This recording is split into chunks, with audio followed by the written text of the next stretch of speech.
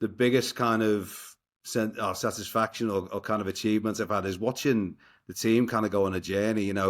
Um, people making real kind of sacrifices. Got one team member who comes down from Newcastle kind of every week. One person who's based in the Sunshine Coast traveling into Brisbane, and just these little things of people really going the extra mile and understanding. The activity needs to be done. If you want to be successful, then you've got to go the extra mile, particularly in this market, and that's what I've always built my success on. So a long-winded answer, but hope that kind of answers the question. Yeah, for sure. And just before we jumped on, the market might be tough. The job's tough, but then you also have life coming into that, and Yeah. it's not always easy to come in every week and just 100% every week, especially in a tough market. But how do you manage, the team in terms of other aspects or showing that empathy and getting them really Yeah. going and not just the job, but there's other aspects to life as well. Oh, mate, 100%. And it's, the old school mentality, and I've worked for so many different leaders. I'll give you a very brutal answer. In my career, when I've left an organization, like you've heard this time and time again, it's always down to the leader, your manager. And typically I've felt as though they haven't really cared for me as a person. It doesn't matter what you're getting paid, right? If they don't understand or see what you're going through or generally buy into you and see what you bring, then it's just better to move on. The problem is not you. Typically you'll find I've found, it's a problem with the leadership style. And I'm okay with that. Leadership styles are very different. So my style, I try to, be sorry, um, kind of inspirational, leading from the front and really that kind of energy. So I'm a red personality. And I say this to the team whenever we've kind of sat down. I go, this is what I am. It's assertive, leads from the front, just wants to go, go, go. And then I always need the kind of the yellows, the greens, the blues to pull me back and go, whoa, just hang on there, cowboy. Like, I know that you think this, but if you do that, X, Y, and Z will happen. So in my career, I've always had a very strong operations person working alongside me to help clean up the mess that or the chaos that I've kind of caused. But to go back to your point there around empathy, something like very recent, we were in the office here Tuesday, Wednesday, Thursday. People have things that go on in their personal lives, right? And so again, that example of don't bring it to work, we're not. I use another phrase. I say we're not cans of beans, right? We're people with feelings and emotions. And Tuesday in here, we had a couple of people just dealing with things outside work. And what do? You ensure that they're okay first and foremost, right? Talk through how can I help you? What's kind of going on, and it happens, right? So I think showing that empathy is critical, particularly in tough markets, because people's tolerance, their mindset, their resilience has been shot to bits over the last 12 months. Speak to so many recruiters. So I lead with empathy, hopefully trying to listen, and I'm trying to get better at that because I talk a lot. But the one thing that I've seen here, which is really I feel so proud of, is one of the team said to me the other day, and I always ask for feedback. And she said, can you do one thing? Stop selling yourself. Every meeting she said, we're on the bus. We're bought in, and mate, that like it does get you quite warm and fuzzy because you keep pushing, and they were like, it just meant so much to me because in the space of not even a couple of months being in the hot seat, to get that verification from others, means a hell of a lot. So yeah, my empathy is everything. Yeah, yeah, you're very like myself as well. Like I'm kind of red, yellow, and I'd like to kind of talk about that a bit more. That the book Surrounded by Idiots was something that really kind of changed my thinking about, okay, this is where my strengths are. So looking at when you're hiring a team and you're looking for that balance, always looking for the balance. So can you talk through that a bit more? The red, for somebody that hasn't maybe read that book or unaware of the red, blue, yellow, and the personalities and how that's actually helped you with your leadership style and maybe being aware of it, and so that you can like use it to its full ability, but then also being aware of the maybe the weaknesses as well. Exactly, and I'm definitely not the expert because again, and it's probably why I'm a red because I focus on the red kind of the skills and the behaviors. But there's different behaviors, right? So the red, blue, yellow, red, blue, yellow, green. So, with people, so people who take information on in different ways, how you actually communicate them. So,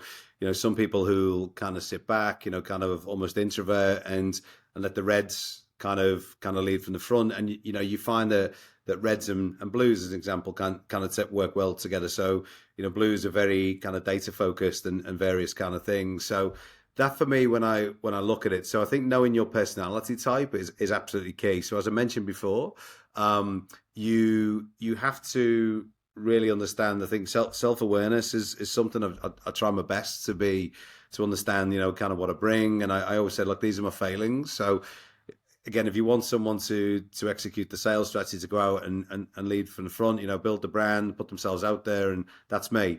If you want someone to sit there and play with spreadsheets all day and really kind of tinker with things and go, oh, how do we get the ratio from 4 to 6 kind of, to jobs or whatever, I really tinker with, it's just not me. And I've already kind of moved on. So the very basic thing that I've said from my personality type is, if someone comes to me and they want to get me on board, just give me the kind of the high level summary on the business plan. These are the benefits. This is what could go wrong, and I'll make a decision, fairly quickly, and then just want to kind of move on.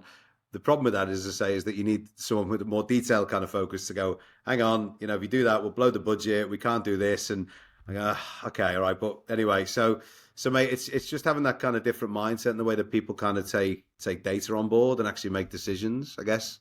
Yeah. And you mentioned their resilience, and I think we've mentioned it a few times.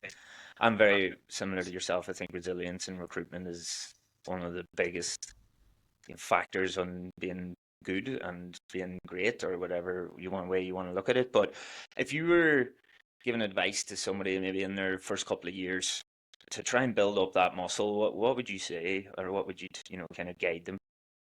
With resilience. Yeah, just like, do you have any insights in you all talked about like coming from, the selling the fish, getting the grit, the dirty, kind of like getting into the sales side, and I think coming from different backgrounds in sales really drive or creates this resilience maybe from a young age. Do you feel there's anything in particular that can help when it's building that muscle? And I know it's like, right, just get on the phone to keep cold calling, but is there is there anything else that you could add to that? I mean, it's resilience. I mean, if I look at some of the things that I've done in my life, I'm very much that person to go, okay, go back to that red personality, which we talked about quite a bit, is what's the upside? What could go wrong? And I'll typically go, okay, let's just go. So, this is the focus that we're doing, and I'll roll the dice. And a risk taker, but very much a controlled kind of risk taker.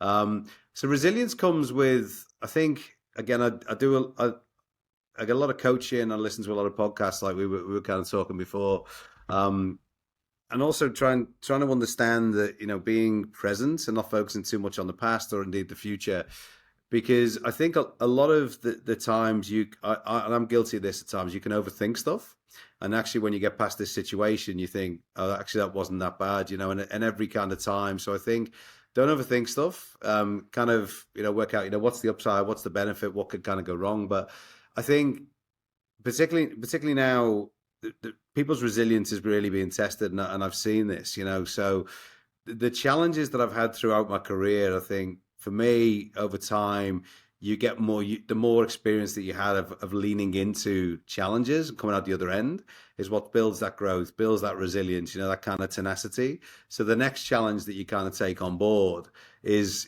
you kind of go, okay, here's where I am, here's the parameters. And the biggest phrase that I use all the time is control what you can control. Like if I hear all the time, oh, it's the market, it's this, that, and the other. Something happened the other day with one of the team. A couple of candidates fell out. One had took another job, and someone had, just went missing. And I asked the question. I said, "What could you have done differently?" And she went off, and she was digging around in her brain and thinking I was going to criticize her. I won't use the language, but I said, absolutely nothing. You are dealing with people, right? This person's got, there's control what you can control. And I think that's the kind of the mantra that I've always tried to have, even in sales. I made a call the other day, and it was an awful call, and I was coming off, and this guy's a bit of a tool, whatever.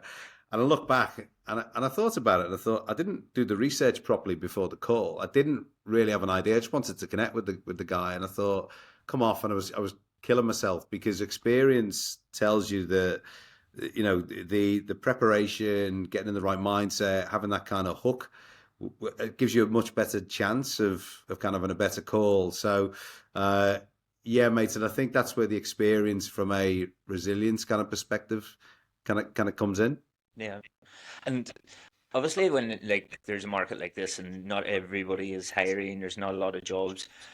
Is there any advice you give to people, maybe about looking at it as a longer play? And you do the research. They might not be hiring now, but how do you build that relationship when they're not hiring? So when they do hiring, that you're front of mind. Is that something that you would, you know, drive your team to do, or what's your kind of approach to that? You've obviously just read my sales strategy because it's that is where we are right now. So, you know, the first thing, and I actually did a post on this morning. The most common issues or challenges that we're seeing at the moment, even from internal TA teams, last couple of meetings, is finding good sales talent, right? And if they find them, they don't have the skills for what they need, the kind of the technical ability or the sales ability, what have you. There's been more evolution in sales in the last 3 to 5 years, I personally believe, than the last 10 to 15.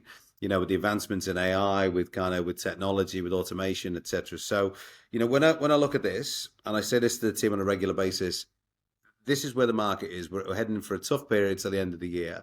If you try and sell to anybody right now, then you look like a complete idiot. Okay. If you do your research and go, I'm going to speak to Sean because Sean works in the sector that I know and understand, I have capability in that sector. I also have insights about this sector because I'm not a recruiter, I'm an expert within this space. So, what I'm going to do is I'm going to prepare and I'm going to have a call or aim to have a call with Sean. But before I do that, I'm going to go back a couple of steps, right? Sure, maybe we'll connect on LinkedIn, right? Maybe you'll look at me and you'll go, who's this Steve character? Okay, what's he about? Oh, interesting. He posts regularly. Oh, that's an interesting topic, right? He talks about recruitment, branding, sales, these kind of things. This is social selling in terms of, you're building relationships, you're engaging, you're building your network with like-minded individuals that hopefully will follow the topics. And after a while, using LinkedIn or whatever medium it is, you aim to take that conversation to, or even if it's an online kind of conversation, but pull the trigger on the phone. This is where people get it wrong, right? Because they're just cold calling these days doesn't work. The preparation, the qualification, all those kind of things you have to do up front. So with our team, the first thing that I say is, all I want you to do is connect and have a business conversation with someone in the first instance. Can you do that? Yeah, we can. Guess what? We see better results. They're getting 1 and 2 meetings a week versus zero. Post stuff on LinkedIn that talks about here's what I'm seeing. I've noticed in this space, that there's a turnover of candidates, there's a lack of candidates. Here's my 2 cents worth. What do you think? Engage in a conversation. We do a lot of roundtable events